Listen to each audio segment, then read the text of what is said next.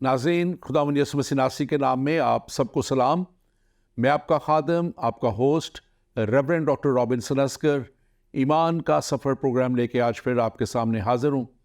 और नाज़रीन, मैं खुदावंद अपने खुदा का शुक्रगुजार हूँ जो हमारी ज़िंदगी में बार बार हमें ये मौके अता कर देता है कि ज़िंदगी के सफ़र में और ईमान की उन सच्चाइयों को जानते हुए हम आगे बढ़ते चले जाएं जो कलाम मुक़द्दस हमें बताता है। और यकीनन कलाम मुक़द्दस हमें बताता है कि वो सच्चाइयाँ जो कलाम की सच्चाइयाँ हैं उन्हें कैसे हमें ना सिर्फ जानना है बल्कि दूसरों तक लेके जाना है, ताकि कलाम के मुताबिक दुनिया जो अंधेरे में है वो रोशनी तक पहुँचे। और मैं आपका शुक्रगुजार भी हूँ अपनी इंतज़ामिया की तरफ से कि पिछला प्रोग्राम अंधेरे से रोशनी तक आप लोगों ने बहुत पसंद किया और आप लोगों के बहुत हमें पॉजिटिव फीडबैक मिली उसकी।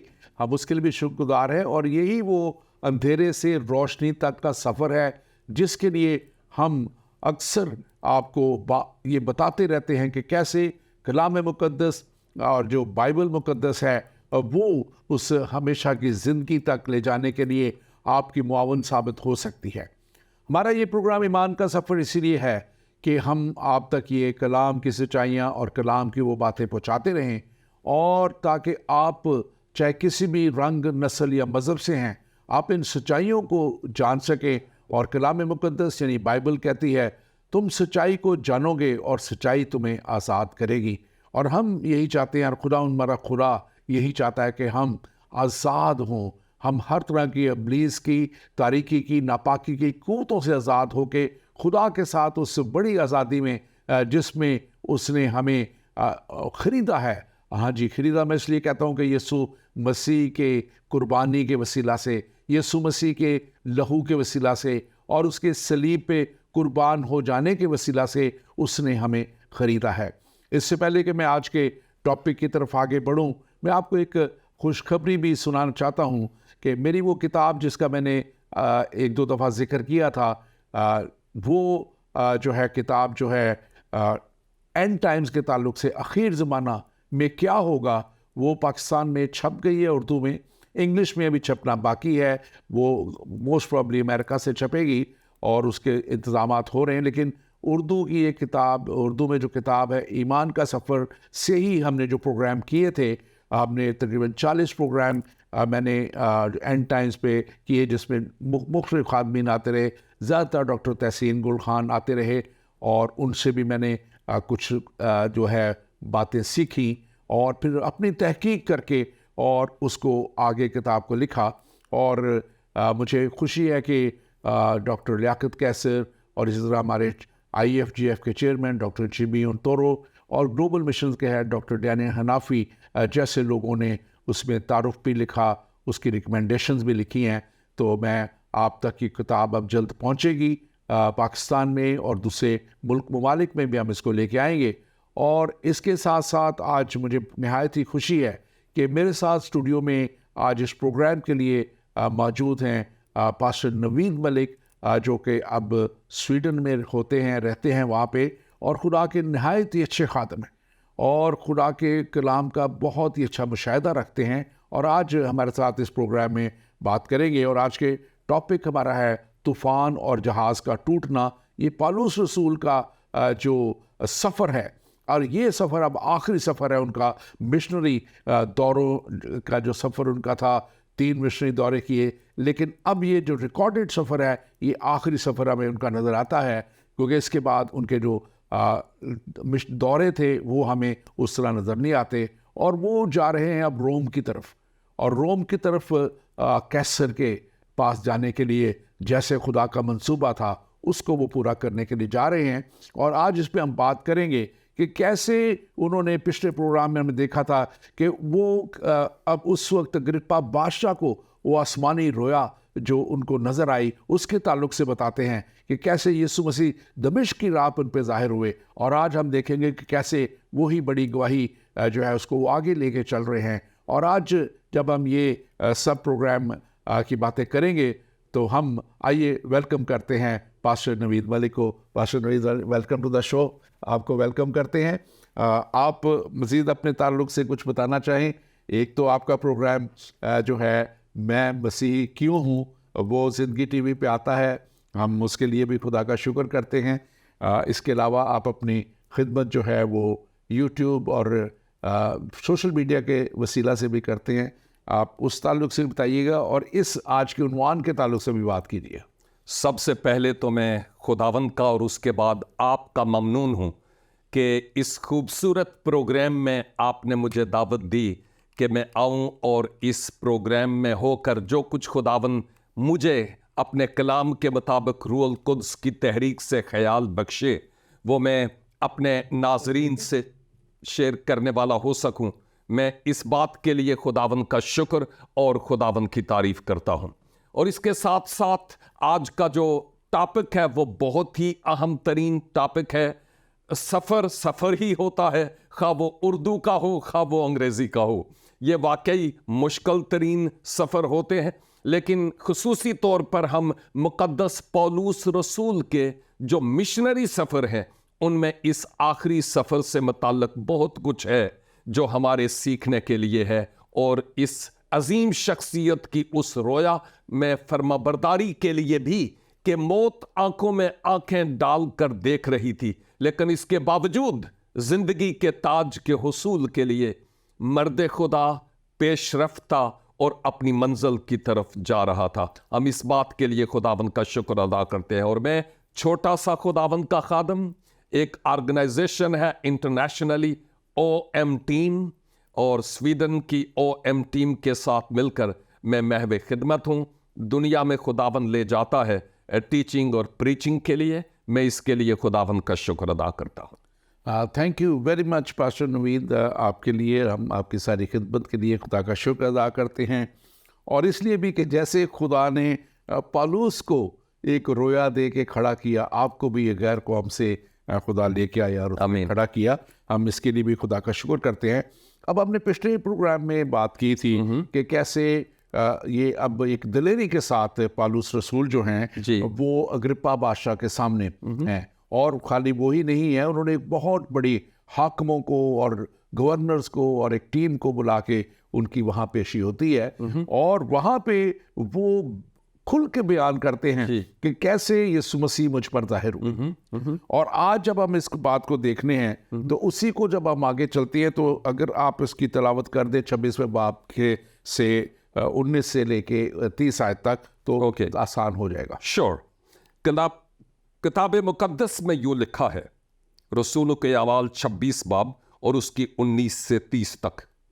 इसलिए ए अग्रिप्पा बादशाह, मैं उस आसमानी रोया का नाफरमान न हुआ, बल्कि पहले दमिश्कियों को, फिर यरूशलेम और सारे मुल्क यहूदिया के बाशिंदों को और गैर कौमों को समझाता रहा कि तौबा करें और खुदा की तरफ रुजू लाकर तौबा के मुवाफिक काम करें। इन्हीं बातों के सबब से यहूदियों ने मुझे हैकल में पकड़कर मार डालने की कोशिश की, लेकिन खुदा की मदद से मैं आज तक कायम हूं और छोटे बड़े के सामने गवाही देता हूं और उन बातों के सिवा कुछ नहीं कहता जिनकी पेशन गोई नबियों और मूसा ने भी की है, कि मसीह को दुख उठाना जरूर है और सबसे पहले वही मुर्दों में से जिंदा होकर इस उम्मत को और गैर कौमों को भी नूर का इश्तिहार देगा। जब वो इस तरह जवाबदेही कर रहा था तो फिस्तस ने बड़ी आवाज से कहा, ए पौलुस, तो दीवाना है, बहुत इल्म ने तुझे दीवाना कर दिया है। पौलुस ने कहा, ए फिस्तस बहादुर, मैं दीवाना नहीं बल्कि सच्चाई और होशियारी की बातें कहता हूं। चुनाचे बादशाह, जिससे मैं दिलेराना कलाम करता हूं, ये बातें जानता है और मुझे यकीन है कि इन बातों में से कोई उससे छिपी नहीं, क्योंकि ये माजरा कहीं कोने में नहीं हुआ। ए अग्रिप्पा बादशाह, क्या तू नबियों का यकीन करता है? मैं जानता हूं कि तू यकीन करता है। अग्रिप्पा ने पौलुस से कहा, तू तो थोड़ी ही सी नसीहत करके मुझे मसीही कर लेना चाहता है। पौलुस ने कहा, मैं तो खुदा से चाहता हूं कि थोड़ी नसीहत से या बहुत से, सिर्फ तू ही नहीं बल्कि जितने लोग आज मेरी सुनते हैं मेरी मानिंद हो जाएं, सिवा इन जंजीरों के। तब बादशाह और हाकिम और बरनीके और उनके हम नशीन उठ खड़े हुए और अलग जाकर एक दूसरे से बातें करने और कहने लगे कि ये आदमी ऐसा तो कुछ नहीं करता जो कत्ल या कैद के लायक हो। अग्रिप्पा ने फिस्तुस से कहा कि अगर ये आदमी कैसर के हां अपील न करता तो छूट सकता था। आमीन आमीन आमीन। बड़ी अच्छी खूबसूरत ये इसमें हमें बातें नज़र आती हैं कि कैसे अब ये आपने पूरा इसको पढ़ा है जी। आप इसको बयान भी कीजिएगा। एक तो वो बात कर रहे हैं कि इन हाकिमों की, बादशाह की, कि इसमें हम कोई ऐब नहीं पा रहे हैं और इसमें कोई ऐसी बात नहीं हम पा रहे कि हम इसको कोई भी सज़ा दें, सिर्फ कैद की या मार डालने की नहीं है। वो कहते हैं कोई सज़ा के लायक हम इसमें चीज़ नहीं देख रहे, क्योंकि उसने कुछ भी हुकूमत के ख़िलाफ़, रोमी हुकूमत के ख़िलाफ़, हुकूमत वक्त के ख़िलाफ़ कोई ऐसी बात नहीं की। ये एक उनका अपना एक मजहबी मसला है जिसको उठा के उन्होंने इतना बड़ा इल्ज़ाम उस पर डाल दिया है। लेकिन जो बात यहाँ पे है, आप इसको ज़रा एक्सप्लेन कीजिएगा। जो 19वीं आयत आपने पढ़ी थी कि अग्रिप्पा बादशाह, मैं उस आसमानी रोया का नाफरमान ना हुआ। इसको ज़रा एक्सप्लेन कीजिए कि ये आसमानी रोया यानी कि मसीह और मसीह का आना ये उस पर जाहिर हुआ था। और क्योंकि उसने कहा था कि सौल है सौल, तो मुझे क्यों सताता है। और सौल ने पूछा था कि तू कौन है जिसे मैं सताता हूँ। उसने कहा मैं यीशु हूँ जिसे सताता है। आप तो इसको बयान कीजिएगा कि ये कैसे आसमानी रोया, हम इसको मानते जब हैं तो यहाँ पे बयान भी किया जा रहा है इसको। हर मर्द खुदा, और मैं यूं समझता हूं कि हर मसीही मोमन खुदा की तरफ से खास नेमत याफ्ता होता है और खुदा की तरफ से इस मकसद के लिए बुलाया होता है कि वो खिदमत गुजारी के काम में पेश हो। सबसे बढ़कर ये कि वो इस इंजील की तशहीर करे और खुदावंद यीशु मसीह की गवाही दे कि वो इस दुनिया में किस लिए आए। जैसा आपने फरमाया, राह दमिश्क पर इस शख्स की जो पहले एक दहशतगर्द था बनाम साउल, जीवन बदल गया और उसके बाद वो साउल से पौलुस बना और खुदावन ने उससे कलाम किया और उससे बात की कि अब मैं तुझसे ये कहता हूं कि दमिश्क में जाएगा तो सही, लेकिन अब उस मकसद के लिए नहीं जिसके लिए तू पहले जा रहा था कि मेरे नाम लेवाओं को बांध बांध कर कैद में डाले। अब जाएगा लेकिन मेरी मर्जी से, जो मैं चाहूंगा तो वो करेगा। चुनाचे खुदावन ने इस शख्स से यह कलाम किया कि तू मेरे हाथ में एक चुना हुआ वसीला होगा, यहूदियों के लिए भी और गैर कौमों के लिए भी, ताकि तू उनको ये खुशखबरी का कलाम सुनाए। जब मैं आसमानी रोया की बाबत खुद समझता हूं तो इसका मतलब यह है, नंबर 1, पौलुस तेरी जिंदगी में मैंने क्या किया, और नंबर 2, अब मैं तुझे एक खास बोझ देता हूं। बोझ खुदा देता है, रोया खुदा देता है, बुलाहट खुदा की तरफ से होती है, रास्ता खुदा देता है, वसाइल मुहैया करता है, प्रोटेक्ट वो करता है। और मैं सोचता हूं कि खुदावन ने जो उसको कहा कि अब से तू यहूदियों और गैर कौमों के लिए एक चुना हुआ वसीला, मेरे हाथ में एक हथियार, औजार होगा कि तू उनको जाकर खुशखबरी सुनाए। मैं सोचता हूं यही एक अहम तरीन रोया थी कि वो जाकर अपनी जिंदगी की भी गवाही दे। यही बात है कि रसूलों के अमाल की किताब में शायद 3 मरतबा वो अपनी गवाही को बार बार दोहराता है कि मैं किस तरह तब्दील हुआ। और ये देखे फिर वो क्लियरली बादशाह को अब वो कह रहा है कि मैं वो आसमानी रोया का मैं जो है किसी तरह भी नाफरमाने हुए, जो खुदा की रोया दी गई। और फिर वो कहता है कि मैं गैर कौमों को भी समझाता रहा, गैर कौमों में तौबा करें, गैर कौमों में जाके मैं बाशिंदों को, यहूदी बाशिंदों को भी, गैर कौमों को भी कहता रहा कि तौबा करें और खुदा की तरफ रुजू लाएं, ताकि तौबा के मुआफिक काम कर सके। तो मैं समझता हूँ कि ये एक बड़ी वो गवाही भी है और तालीम भी इसमें है कि तौबा और निजात, क्योंकि यीशु मसीह ने जो अपने पहले अल्फाज अपनी जब उन्होंने बिशारत शुरू की थी तो उन्होंने यही कहा था, पर तौबा करो क्योंकि आसमान की बादशाही नज़दीक आ गई है। और ये वो तौबा है जो हमें, तौबा यानी किस चीज़ से? दुनिया के ऐसी कामों से जो खुदा के कलाम के ख़िलाफ़ हैं, हमारे गुनाह, हमारी ऐसी आदात, हमारी ऐसी हरकतें, और कलाम मुक़द्दस को सही तरह ना जानना भी, और जिस मज़हब में हम पैदा हो गए उसी में बाज़ दफ़ा हम पड़े रहते हैं, और हम कलाम को जानते हुए भी कहते हैं कि अब हम क्या करें, हम तो इसमें पैदा हो गए। तो तौबा करके आ जाना मसीह के पास हमेशा की जिंदगी में ले जाता है, हमेशा की हलाकत से बचा देता है। और फिर कहता है कि ये अब अपना वो केस भी उसके सामने प्रूव कर रहा है। 21वीं आयत में लिखा हुआ है, वो कहता है कि इन बातों के सबब से यहूदियों ने मुझे हैकल में पकड़कर मार डालने की कोशिश की।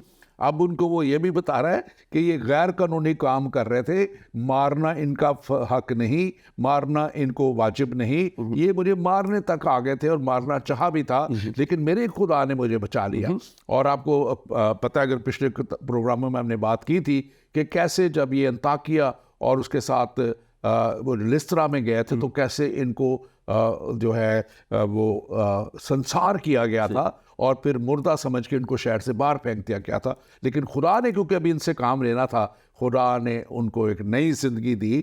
और ये आज नज़र आ रहा है कि खुदा पहले अग्रिप्पा बादशाह, क्योंकि देखिए शुरू में कहा गया था कि तू गैर कौमों, बादशाहों और गैर अक़वाम के जो हाकिमों तक मेरा कलाम लेके जाएगा। आमीन। और अब वो बादशाहों पे अग्रिप्पा बादशाह के सामने है, और अब वो पूरी दुनिया के उस वक्त हाकिम तो कैसर था, सीजर जो है, और नीरो उस वक्त था, वो उसके सामने जाने का हाज़िर होना है। और मैं इसको ऐसे देखता हूँ, आप इस पर ज़रूर तबसरा कीजिएगा, कि खुदा हर एक को तौबा की मुनादी उस तक पहुँचाना चाहता है, और वो तौबा की मुनादी के लिए खुदा इसको अब इस सफ़र पे लेके जा रहा है, और इसीलिए उसने कैसर के अपील की है। और ये मैं समझता हूँ कि खुदा के पाक रूह का काम है कि उसने अपील की, और ये अपील, वरना मैं ये भी सोचता हूँ कि शायद ये अग्रिप्पा बादशाह भी कहता कि मैं तुझे यहाँ छोड़ देता हूँ, तेरी अपील ख़त्म है जी, लेकिन खुदा ने ये उसको होने दिया ताकि कैसर तक यहाँ भी जाए, और वहाँ भी रोम में भी पूरी दुनिया की हुकूमत का जो महवर था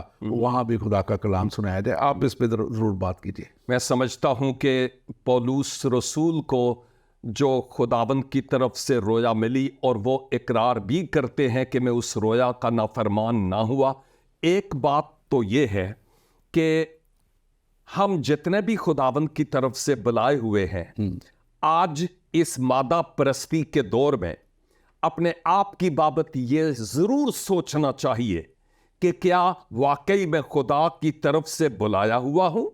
नंबर 2, क्या खुदा ने मुझे कोई ख़ास रोया दी, और नंबर 3, अगर उसने मुझे कोई रोया दी तो वो क्या रोया दी, और क्या मैं उस रोया में खुदा का फर्माबरदार हूँ कि नहीं हूँ। ये हमें अपने आप से पूछने की ज़रूरत है, और खुदाबंद के कदमों में बैठकर अगर दाल में काला काला नजर आता है तो तौबा करने और मुआफ़ी पाने की ज़रूरत है। अब जिस बात की गवाही वो जा बजा दे रहा था, जो रोया उसको मिली थी, जैसे आपने भी अभी थोड़ी देर पहले ये फरमाया है कि उसको उमराओं, शहजादों और बादशाहों के यहाँ जाकर मसीह यस्सु की गवाही देनी थी। मेरे ख्याल में कोई आम आदमी बादशाहों तक रसाई नहीं कर सकता, सिर्फ ऐसा ही शख्स जिसको खुदा ने खास फजल बख्शा कि वो इन बड़े बड़े उमरा और ममालिक और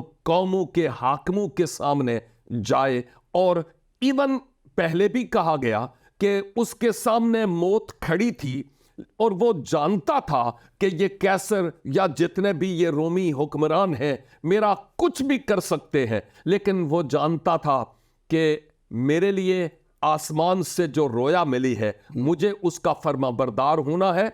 यहूदियों के सामने, गैर कौमों के सामने, इन रोमी लोगों के सामने इस बात का इश्तिहार देना है कि अपने गुनाहों से, दुनियादारी से, माजी के तमाम तारीख कामों से तौबा करके खुदावंद की तरफ रजू लाओ, यानी मुतवज्जे हो उसकी तरफ और उसको अपना जीवन दे दो। ये वो अहम तरीन रोया थी, ये जो मैसेज था, इस मैसेज को उसको डिलीवर। और इसमें खास तौर पे अगर 23वीं आयत, 26वीं बाब की देखें, जो आपने कहा, वो मैं आयत इसलिए मैं दे रहा हूं कि अगर लोग हमें इस पे फॉलो कर रहे हैं तो देखें कि मसीह का दुख उठाना ज़रूर है, और सबसे पहले वही मुर्दों में से जिंदा होकर उस उम्मत को और गैर कौमों को भी नूर का इश्तिहार देगा। आमीन। नूर का इश्तिहार देगा। तो ये यीशु मसीह का दुख उठाना, यीशु मसीह का मसलूब होना, और यहाँ पे वो कह रहा है कि उसका मुर्दों में से जी उठना, जिंदा होना, तो ये सारी चीज़ें वेरीफाई करती हैं,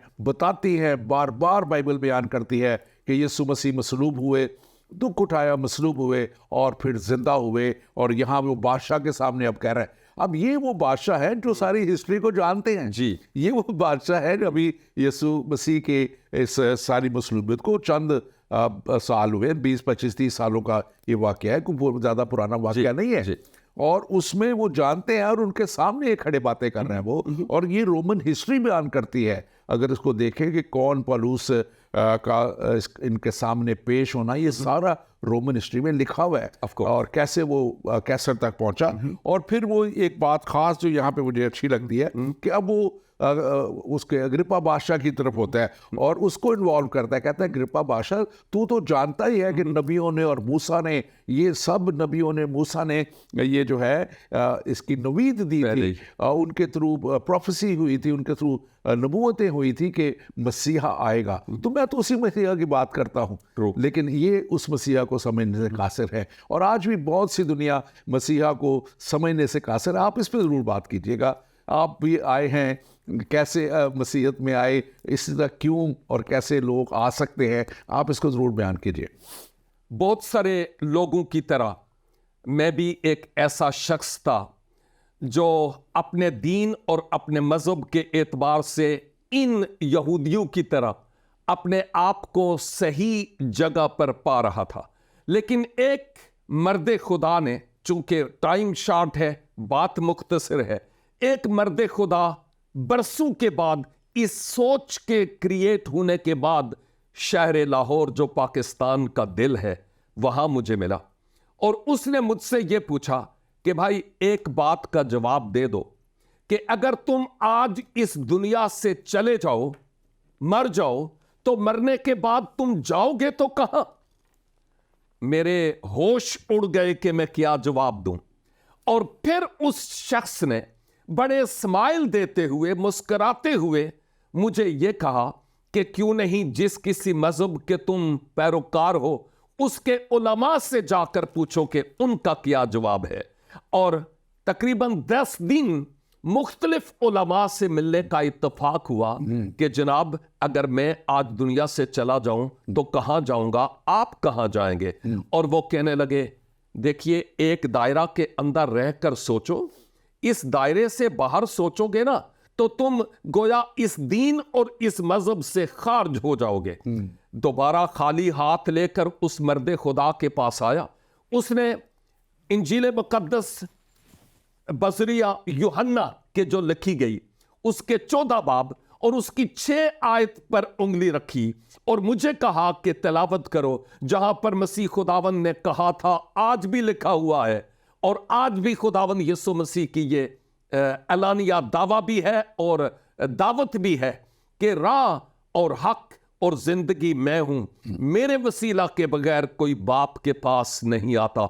और उस शख्स ने यह कहा, नवीद, खुदा एक है और खुदा के पास जाने के लिए राह भी एक है, राह नहीं है, दरवाजा एक ही है, दरवाजे नहीं है, और वो है खुदाबंद यीशु मसीह जो आसमान से जमीन पर आए, गुनाहगार इंसान के लिए अपनी जान दी, फिदिया और कुफारा हुए, मर गए, दफन हुए, जी उठे और वो आज भी जिंदा है। और अगर तुम आज अपने माजी के पापों का इकरार करो, अपने गुनाहों से तौबा करो और मसीह यसु पर ईमान लाओ कि खुदावंद मसीहा आप मेरे निजात दहंदा है, और अपना दरे दिल खोलो कि मसीहा आपके दिल के अंदर आ जाएं, तो इसके बाद निजात, गुनाहों की मुआफी और हमेशा की जिंदगी आपकी है। बिल्कुल। आपके सवाल को टू द पॉइंट जवाब देते हुए मैं कहूंगा 8 अक्टूबर 1984 इज द डे जब मैंने अपने आप को खुदाबंद के सरेंडर किया, सुपुर्द किया, और उसके बाद मेरे उस सवाल का जवाब भी बदल गया, मंजिल भी इस बेमंजिल को मिल गई, और मैं खुदावंद का शुक्र अदा करता हूं कि गुनाहों की मुआफी और हमेशा की जिंदगी। एक सवाल इसी ताल्लुक से है, इसको भी साथ साथ ही आप ले लें, देख लीजिए। एक हमारे कोई मुसलमान भाई हैं, वो पूछे हैं कि नवीद मलिक साहब, आप साबिक मुसलमान थे, मेरा आपसे बहुत सादा सा सवाल है। वो ये है कि जो अंजील तारीफ हो चुकी है, उसको तहरीक हो चुकी हो, उसमें हम एतमाद क्यों रख सकते हैं? ये गालबन कुछ और लफ्ज़ ऐसा तारीफ लिखा हुआ है। ठीक है, मैं ये तहरीफ जी, तहरीफ। मैं यूँ कहूँगा कि भाई जी, आप जिन्होंने ये सवाल किया, आप दायरा इस्लाम से खारिज हो गए हैं ये सवाल करने से। क्यों?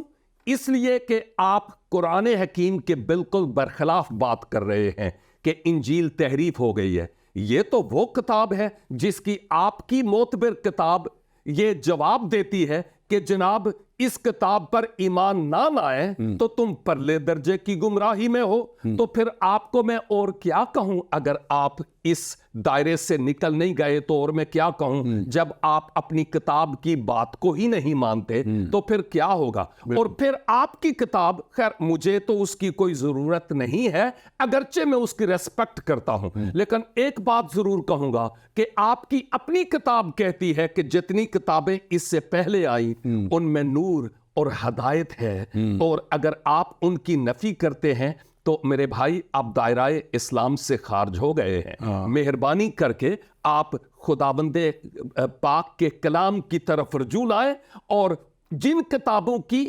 तस्दीक की गई है, जिन पर ईमान लाने के बगैर आपका ईमान मुकम्मल नहीं है, गुमराह हैं, उन किताबों की स्टडी करें, ईमान लाएं, क्योंकि राह निजात ये किताब है। और इससे पहले कि मैं आगे बढ़ूं, मैं अपने नाजरीन से कहूँगा कि आप हमारे पेज ईमान का सफ़र, जो फेसबुक पेज है, जो यूट्यूब पेज है, उसको आप लाइक कीजिए ताकि हमारे प्रोग्राम रेगुलरली आप तक पहुँचते रहें।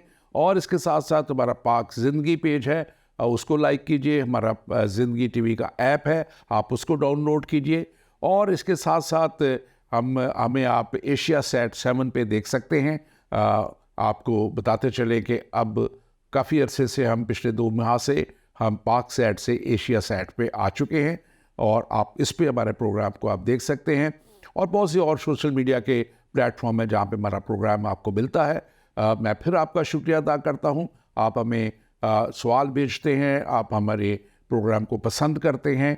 आप अगर कोई भी सवाल हो तो हमारा व्हाट्सएप नंबर है +1 585 542 5900।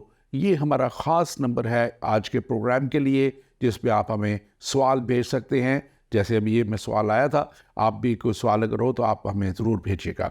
पास्टर नवीद, अब बड़े खूबसूरत, अब आगे चलते हुए हम देखते हैं कि अब पलूस अग्रिप्पा बादशाह के सामने है जी, और अब वहाँ पे वो कह रहा है कि अब जब उसने ये सारी बातें उन्हें बयान की हैं कि कैसे मैंने ये किया, कैसे खुदा नहीं किया, कैसे वो ही नूर है, सब कुछ है, तो आगे बादशाह का बड़ा जवाब ज़बरदस्त है जी, खूबसूरत भी है, और उसमें नज़र आ रहा है कि उसको बातें इफेक्ट कर गई हैं।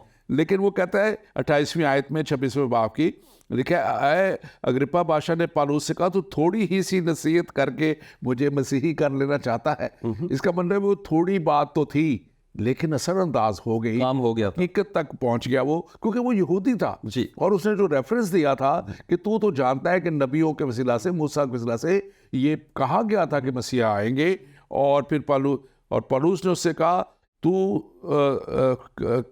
पालूस ने उससे कहा, मैं तो खुदा से चाहता हूं कि थोड़ी नसीहत से या बहुत ज़्यादा, सिर्फ तू ही नहीं बल्कि जितने लोग आज मेरी सुनते हैं, मेरी मानद हो जाएं स्वाय इन जंजीरों के, क्योंकि वो कैदी था, जंजीरों में जकड़ा हुआ था। और आज मैं अपने नाज़रीन से भी यही कहूँगा, यही बात, यही अल्फाज कहूँगा कि जितने आप लोग सुन रहे हैं, हमारी ये ख्वाहिश है कि आप सच्चाई तक पहुँचे, हमारी ये ख्वाहिश है कि आप हमेशा की ज़िंदगी हासिल करें, बल्कि ये हमारी ख्वाहिश नहीं, ये खुदा की ख्वाहिश है। क्योंकि कलाम मुक़द्दस में लिखा है यूहन्ना की इंजील 3 बाब 16 में, क्योंकि खुदा ने दुनिया से ऐसी मोहब्बत रखी कि उसने अपना इकलौता बेटा बख्श दिया, ताकि जो कोई उस पर ईमान लाए हलाक ना हो बल्कि हमेशा की ज़िंदगी पाए। तो ये तो खुदा की ख्वाहिश है, और खुदा की ख्वाहिश यकीनन उसके ईमानदार लोगों के वसीला से आप तक पहुंचनी है। और वही हमारा ज़िंदगी टीवी का मकसद है, हमारे ईमान के सफ़र प्रोग्राम का यही मकसद है। और आज जब हम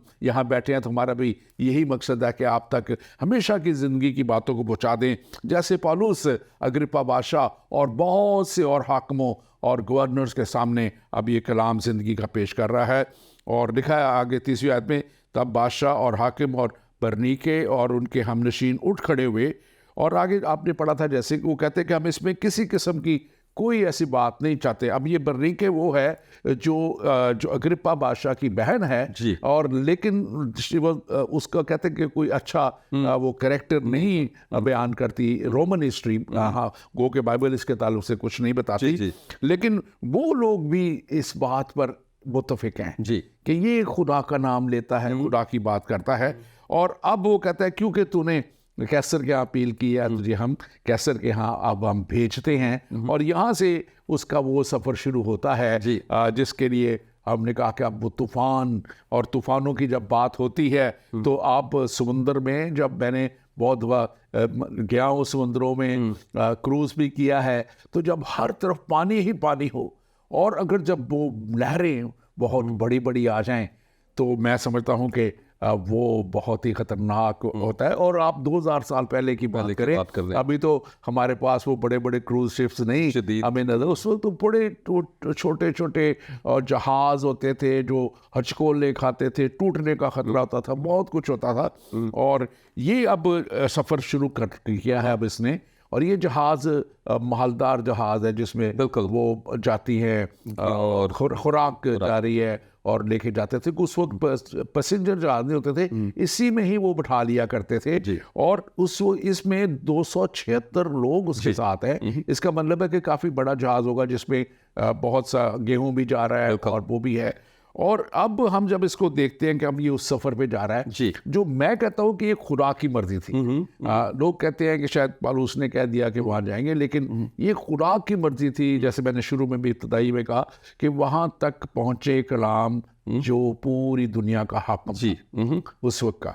तो आप इस ताल्लुक से थोड़ा सा बयान कीजिए कि अब इसका सफ़र जो है, इसमें जो मुश्किलें आ रही हैं, रोज़े का दिन जो यौम कफ़ारा का दिन है, उसके बाद ये सफ़र को शुरू करते हैं ताकि वो उनको उस वक्त ये ख्याल होता था कि पता नहीं अब वापस सामने आना है कि नहीं, बचना है या नहीं बचना। आप इसको ज़रा बयान कीजिएगा।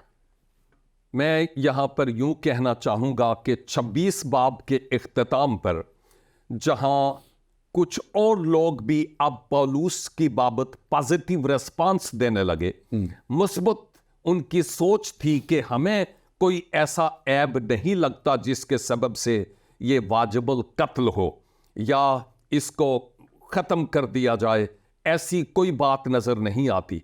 और ये सब कुछ क्यों था?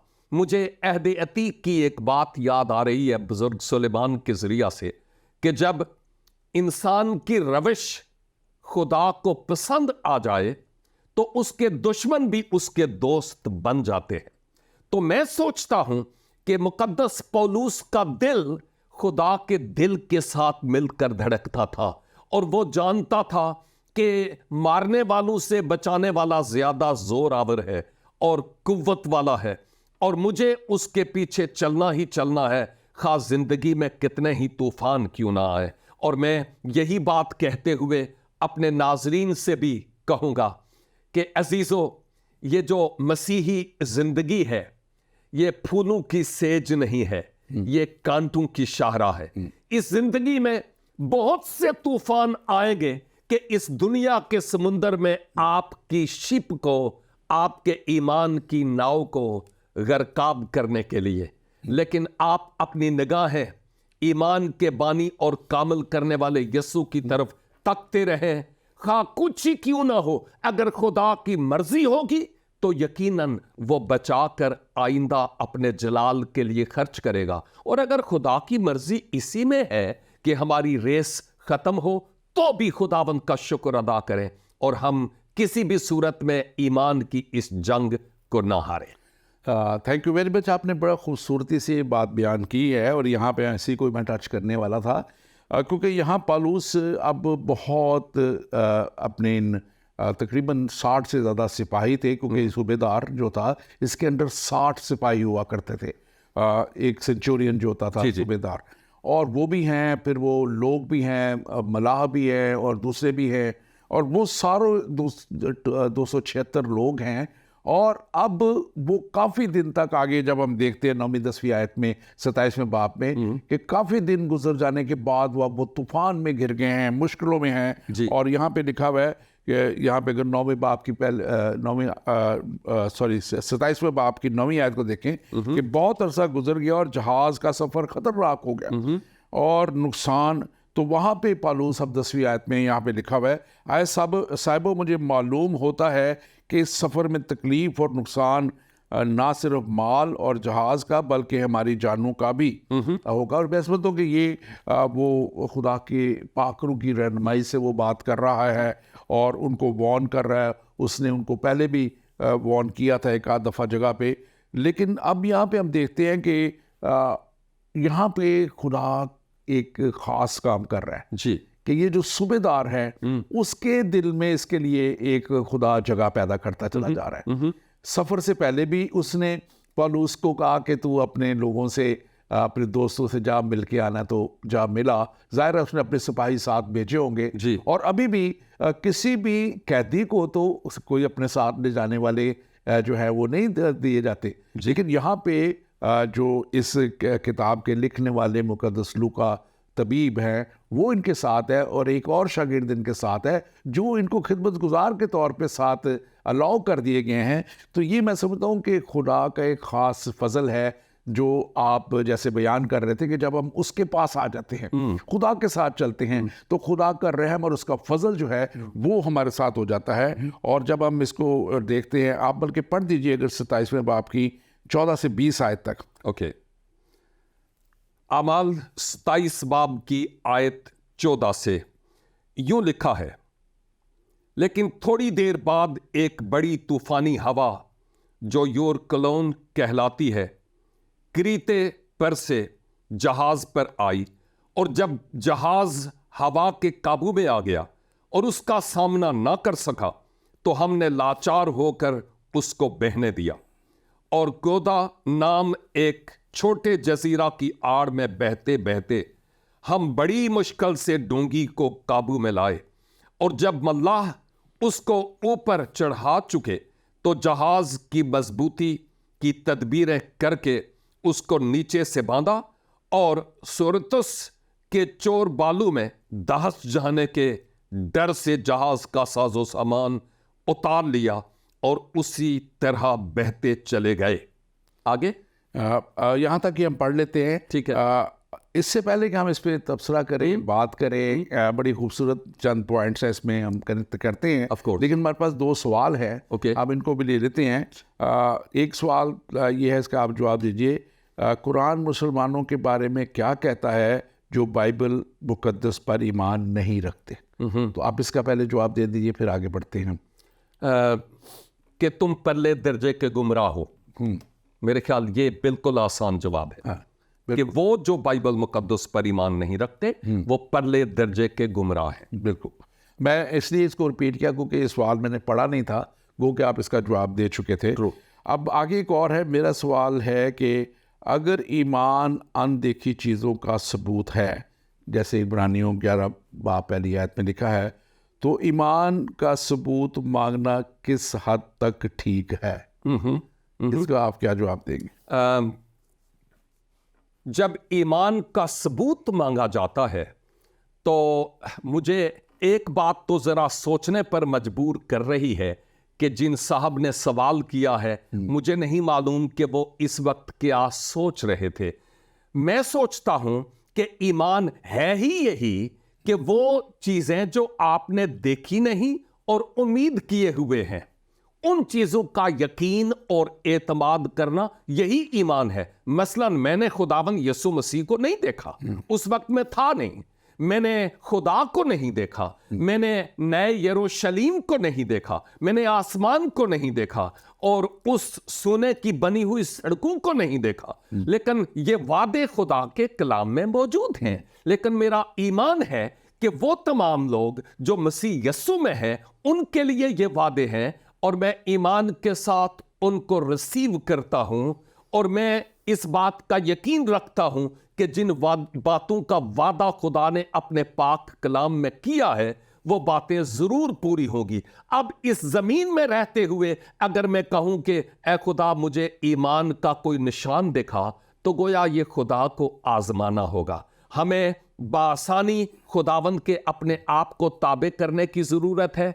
वो निशान कोई दे या नहीं दे, मेरे ख्याल में हमें उसकी ताबे फरमान होकर जिंदगी में आगे बढ़ना है। यीशु मसीह ने इसका एक जवाब दिया था। प्लीज, जब तुमा ने उसको कहा कि मैं तेरे हाथों और जगह को देखना चाहता हूँ जहाँ पे कील ठोके गए थे और जहाँ पसली में छेदा गया था, तो यीशु मसीह ने उसको दिखाया और उसने कहा कि तुमा देख। और उसने कहा कि मुबारक वो लोग हैं जो ईमान लाते हैं। तू मुबारक है, तू देख के ईमान लाया, बिल्कुल, लेकिन ज्यादा मुबारक वो हैं जो अनदेख के ईमान लाते हैं। यीशु मसीह के अल्फाज हैं। आगे बढ़ते हैं हम। अब वो आ गया है जो वाला हमने पढ़ा कि वो तूफान अब शुरू है। बहुत ज़्यादा तूफान में जहाज घिर चुका हुआ है और आपने बताया जैसे कि क्योंकि खुदा की कुदरत उनके साथ है, खुदा की कुव्वत उनके साथ है और खुदा उसको लेके जाना चाहता है कैसर के सामने, तो उसके अंदर एक उम्मीद है खुदा की तरफ से। और अब वो उनको पहले भी कहता है और अब यहाँ पे भी आगे जाके हम देखेंगे कौन से बात करता है। और लेकिन यहाँ पे ख़ास बात जो है वो लिखी हुई है 18वीं आयत में, मगर जब हमने आंधी, हमने से मुराद अब यहाँ आ जाती है कि जो ये लिखने वाला है तभी लूका तबीब है, आंधी में बहुत हिचकोले खाए तो दूसरे दिन जहाज़ का माल फेंकने लगे जी। अब वो जहाज़ का माल फेंक रहे हैं और तीसरे दिन उन्होंने अपने ही हाथों से जहाज़ के आलात और असबाब भी फेंक दिया। मतलब कि इतनी बुरी सिचुएशन आ चुकी है कि अब वो जहाज़ को हल्का कर रहे हैं और ये जहाज़ मालदार जहाज़ है, मालबरदार जहाज़ है। अब इन्होंने अपना ये चीज़ें डिलीवर करके पैसे लेने हैं, लेकिन अब वो इनको नहीं फेंक रहे लोगों को, सवारियों को बाहर कि हल्का करे ताकि हमें पैसे मिल जाए, लेकिन वो माल को फेंक रहे हैं, खाने पीने की चीज़ों से फेंक के, फिर आलात को, और टेबल्स होंगी और चीज़ें होंगी या जो कुछ भी बैठने की जगह होगी, अब वो चीज़ें फेंक रहे हैं। और लिखा है कि जब बहुत दिनों तक ना सूरज नज़र आया ना तारे और शिद्दत की आंधी चल रही थी, तो आखिर हमको बचने की उम्मीद बिल्कुल ना रही। अब ये वो दौर था जब कोई नेविगेशन सिस्टम नहीं। उस वक्त कोई आलात नहीं थे, कोई वो उनका जायरो सिस्टम और दूसरे जो होते हैं सारा जो करते हैं वो नहीं थे, लेकिन उस वक्त वो सितारों से जो है वो अपना रास्ता तयन करते थे। और अब बहुत दिन से बादल है, सितारे नज़र नहीं आ रहे हैं और वो परेशान है, ऊपर से तूफान है। तो यहाँ वो कह रहे हैं कि बहुत शिद्दत की आंधी चल रही है और यहाँ पे कोई उम्मीद नहीं है। तो यहाँ पे मैं ऐसे बताऊँ कि फिर एक दफ़ा पौलुस को जो है अपनी जो है वो गवाही का वक्त उसको मिल जाता है और वो उनके सामने कहता है कि और लिखा है कि 21 से 26 आयत तक हम देखें तो वह लिखा हुआ है, और जब बहुत फाके कर चुके तो पौलुस उनके बीच में खड़ा होकर कहने लगा।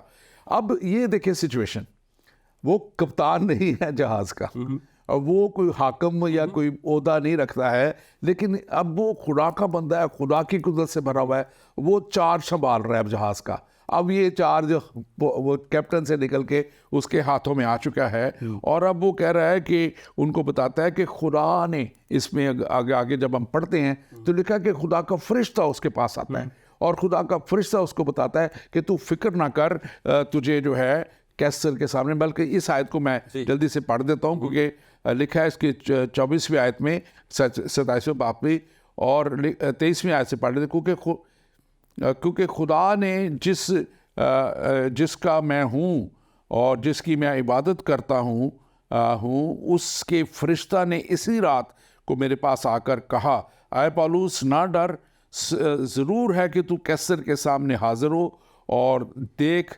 जितने लोग तेरे साथ जहाज़ में सवार हैं उन सब की खुदा की तरफ से तेरी खातिर जान बख्शी गई।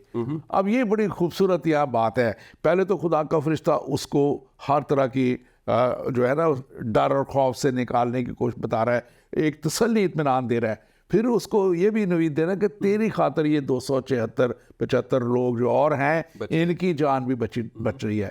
तो यहाँ हम देखते हैं एक बड़ी खूबसूरत के खुदा के लोगों के वसीला से, खुदा अपने लोगों के वसीला से बहुत से लोगों की जानें बचाता है। और आज मैं समझता हूँ कि हमारा ये प्रोग्राम, मैं अपने नाजरीन से फिर से कहूँगा कि ये हमारा प्रोग्राम इसीलिए है कि अगर आप मसीहत में नहीं भी हैं और मसीहत को नहीं भी जानते तो आज खुदा के कलाम को पढ़ना शुरू करें, आज इसको जानना शुरू करें ताकि आपकी भी जान बच जाए, आपके आने वाली नस्लों की जान बच जाए, आप हमेशा की हलाकत से निकल के हमेशा की ज़िंदगी में चले जाएं। क्योंकि खुदा का इरादा और खुदा की मर्ज़ी आपके लिए यही है कि आप हमेशा की हलाकत से बचें और हमेशा की ज़िंदगी में जाएं। ये दुनिया की हलाकत तो एक दिन हर बदन पे आनी ही आनी है, लेकिन खुदा आपको हमेशा की हलाकत से बचाना चाहता है और हमेशा की ज़िंदगी में लेके जाना चाहता है। पास्टर नवीद, आप इसको थोड़ा सा बयान कीजिएगा। जी, इस 2 बातें मैं बयान करना चाहूँगा जो रूहानी पहलू के एतबार से हैं। जैसा हमने देखा कि जब कुछ बन नहीं पा रहा था तो उन्होंने सामान फेंकना शुरू कर दिया ताकि जहाज़ हल्का हो जाए। ज़िंदगी के इस बहरे बेकुनार में हमारी नाव बाज़-औक़ात ऐसे लगता है जैसे डूबने लगी है, अब मेरे लिए कोई उम्मीद नहीं।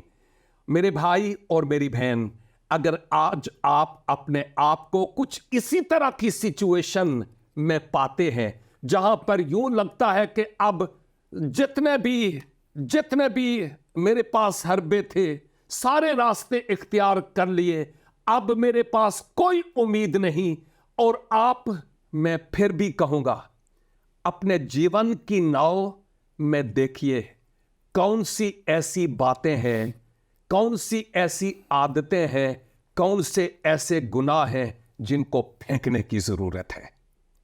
शायद यही हमारे इस जीवन के शिप को डुबोने का सबब हो। इकरार करें और खुदावंद की तरफ रुजू लाएं। दूसरी बात जो यहां पर हमें नजर आती है और वो ये कि आयत 21 जैसा भाई ने पढ़ी कि अगर तुम मेरी बात मानकर क्रीते से रवाना होते और ये तकलीफ और नुकसान, तो फिर ये तकलीफ और नुकसान ना उठाते। इसका मतलब ये कि खुदा के बंदा ने उनको नसीहत की थी कि मेरी मानो। खुदा के लोगों, आज हम खुदा के बंदे आपसे ये अपील करते हैं कि मुनज्जी आलमीन वाहिद गुनाहगार इंसान के लिए उम्मीद और निजात है। ईमान लाकर हमेशा की जिंदगी को हासिल करें, इसके अलावा कोई और रास्ता नहीं बचने का। हमारे पास एक और सवाल है पास्टर नवीद, मैं इसको थोड़ा सा बयान करता हूँ, फिर आप क्विकली बयान कीजिएगा, हमारे पास वक्त बहुत थोड़ा है। पैगंबर इस्लाम और हज़रत मसीह के दरमियान कौन सी लासानी और गैर मामूली यकसानियत पाई जाती है? तो मेरे भाई या बहन, आप जो भी है जिसने सवाल किया, अगर नाम लिख दिया करें तो अच्छा होता है, हमें पता लग सके कौन सवाल कर रहा है। मैं इसको यूँ देखता हूँ कि एक वो ज़ात है जो इब्तिदा से थी। लिखा कि इब्तिदा में कलाम था और कलाम खुदा के साथ था और कलाम ही खुदा था। और हमने देखा कि एक और कलाम मुजस्सम हुआ और हमने उसका ऐसा जलाल देखा जैसे बाप के इकलौते का जलाल। तो मैं बाप के इकलौते के जलाल को किसी दुनिया के नबी के साथ, जिसको दुनिया नबी मानती हो, मैं उसके साथ नहीं मिला सकता उसे। उसकी ज़ात ही एक बहुत बड़ी हस्ती है, खुदा है। वो 3 बाप बेटा पाक रूह 3 कानून हैं जो हम जिसको एक खुदा मानते हैं, वो उसका हिस्सा है। और फिर वो आया है एक बड़े मकसद के लिए कि दुनिया को निजात दे। वो दुनिया की निजात के लिए यीशु मसीह आके अपना आप कुर्बान करके चले जाते हैं। उनमें उन्होंने ना कोई जंग लड़ी, ना उन्होंने कोई रियासतें बनाने की कोशिश की, ना उन्होंने कहा मैं तो आसमान की बादशाही के लिए आया हूँ। और आसमान की बादशाही के लिए आपको लेकर जाऊंगा। ये इसका जवाब बहुत लंबा है, आप भी इसमें ऐड कीजिएगा। मेरे ख्याल में जो कुछ आपने कहा वो काफ़ी था, बहुत मोतबर जवाब है। साथ ही साथ मैं ये इजाफा करता चलूँ कि मुझे नहीं मालूम कि सवाल करने वाले साहब या साहिबा अहले इस्लाम में से हैं या मसीहत में से हैं, लेकिन खैर कोई बात नहीं।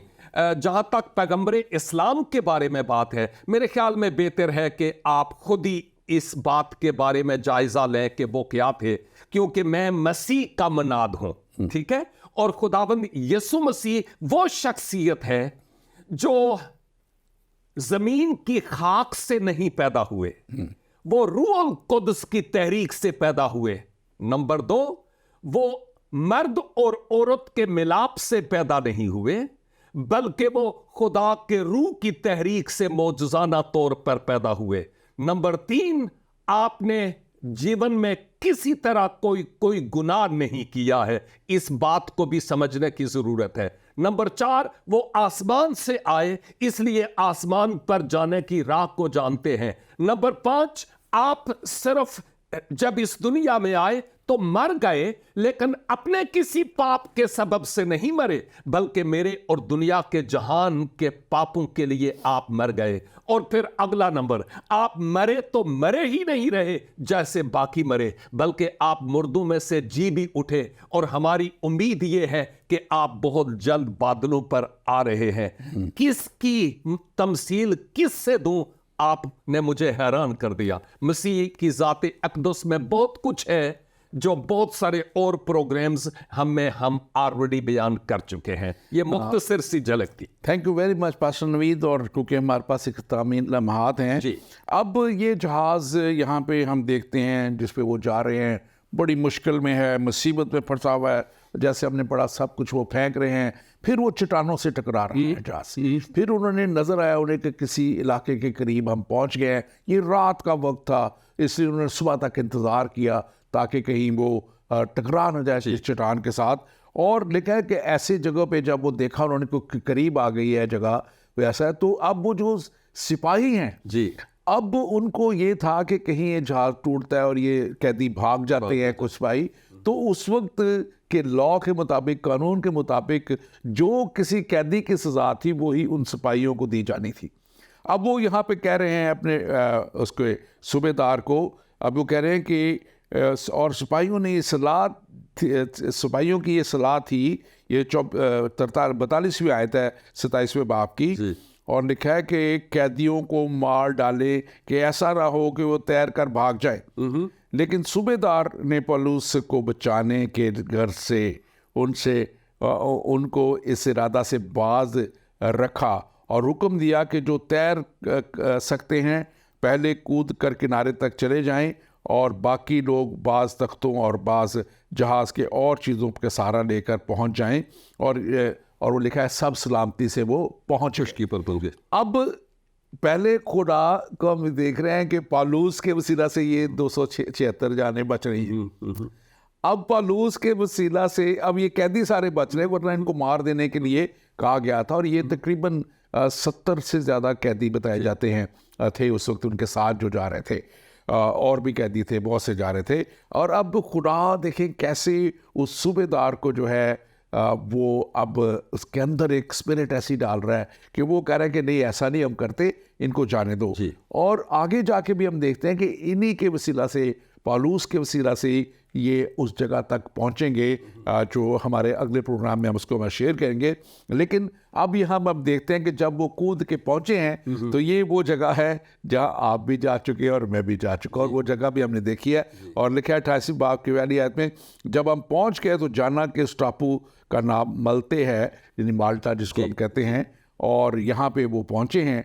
और आज क्योंकि हमारे पास अब वक्त ख़त्म हो गया, लेकिन ये जहाज़ अब उनका लिखा है कि वो फंस गया था, वो टूट गया था। ये हम आयात में आगे नहीं आयात में लिखा हुआ, इससे पहले ये आयात में। तो अब वो तूफ़ानों में से गुजर के लेकिन फिर वो अभी एक जगह पे पहुँच गए हैं। और आपने बड़ी खूबसूरत बात की थी कि हमारी ज़िंदगियों में मुख्तलिफ तूफ़ान और आते हैं, लेकिन खुदा के अगर हम साथ चल रहे हैं तो खुदा हमें डूबने नहीं देता। आखिर में आप वाइंड अप कीजिए, हमारे पास आखिरी मिनट्स हैं। मैं सिर्फ यहाँ पर यही कहना चाहूँगा कि ज़िंदगी में वाकई बहुत सारे हमारे लिए मसाइल हायल हैं, लेकिन इन तमाम मसाइल में मैं अपने नाजरीन से यही कहूँगा कि ईमान के बानी और खुदावंद यीशु मसीह की तरफ तकते रहें, अपना जीवन मसीहा के हाथों में दें और ज़िंदगी में खा कुछ ही क्यों ना हो, ईमान पर कायम और साबित कदम और मुस्तहकम रहें। चट्टानें दो टांगों वाली आपकी ज़िंदगी में आती रहेंगी, हालात की चट्टानें और मुख्तलिफ तरह की। साबित कदम रहिए, आप ज़रूर खुशकी पर मंजिल पर पहुंचेंगे। Thank you very much pastor Naveed, आपके साथ बड़ा अच्छा लगा और बहुत मज़ा भी आया प्रोग्राम करके। खुदावंद आपके साथ हो। हाथ मिलाने से नहीं आया। हाथ आपने मेरा ऐसी जगह से पकड़ा कि मेरा उस तरह मैं कर नहीं पा रहा। Thank you very much sir. Praise the Lord. खुदावंद का हम शुक्र करते हैं और मैं खुदावंद के ज़ोर में आप लोगों से यही इल्तमास करना चाहता हूँ कि देखिए, ज़िंदगी में रहते हुए हम मुख्तलिफ हालात से, मुश्किलों से, परेशानियों से गुज़रते हैं, लेकिन हम यहाँ पे देख रहे हैं कि पौलुस का खुदा उसके साथ साथ। पौलुस जिसकी गवाही दे रहा था, यानी यीशु मसीह, वो उसके साथ साथ था। उसका पाकरू, जो खुदा का पाकरू, यीशु मसीह का पाकरू उसके साथ साथ था और वो फरिश्तों के वसीला से भी बात कर रहा है, वो सूबेदार के वसीला से भी जान बचा रहा है और वो बादशाहों तक उसको लेके जा रहा है ताकि वो खुदा के काम को पूरा कर सके। और मैं सोचता हूँ कि मेरी और आपकी ज़िंदगी का भी यही मकसद होना चाहिए कि हम उसकी सच्चाई को, कलाम को, यीशु मसीह की मुनादी को दुनिया तक लेके जाने वाले हों। जो गुमराह हैं उनको उस राह पर लाने वाले हों जो निजात की राह है। जो गुनाह में हैं उनको गुनाह की दलदल से निकाल के हम उनको खुदावंद की शादमानी में लाने वाले हों।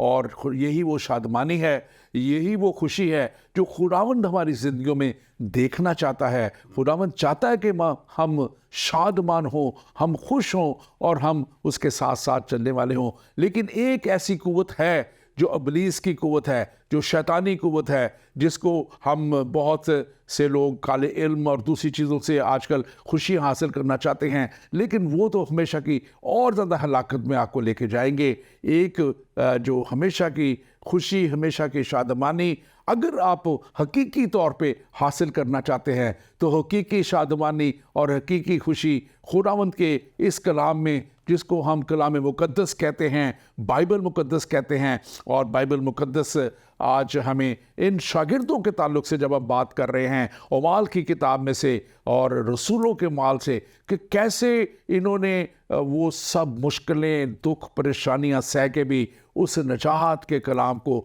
दुनिया तक पहुंचा दिया। और ये 12 लोग दुनिया तक मसीहत को फैलाने वाले बन गए और करोड़ों लोगों को, बल्कि बिलियंस ऑफ लोग आज तक निजात हासिल करके हमेशा की ज़िंदगी में जा चुके हैं। क्या आप भी उनमें से हैं? क्या आपने भी हमेशा की ज़िंदगी पाई है? क्या आपने भी तौबा और निजात हासिल करके आप उस तौर पे चल रहे हैं? अगर नहीं की तो आज खुदा फिर आपको मौका दे रहा है कि आप भी मसीह को जानें, उस सच्चाई को जानें कि खुदावंद ने आपके लिए एक ऐसी कुर्बानी भेज दी। आपको किसी और कुर्बानी की ज़रूरत नहीं है। आपको कोई और कुर्बानी देने की ज़रूरत है ही नहीं है, क्योंकि यीशु मसीह हमारे लिए कुर्बान हो गए और वो कामिल और काफ़ी कुर्बानी हमारे लिए दे दी गई। और वो कामिल और काफ़ी कुर्बानी जो है हमें दे दी गई ताकि हम उस जगह तक पहुँचे जहाँ खुदावंद, हमारा खुदा, हम मुझे और आपको, हम सबको देखना चाहता है। खुदावंद आपके साथ हो और खुदावंद आपको बड़ी बरकत दे और हमेशा की ज़िंदगी तक लेके जाए। आमीन।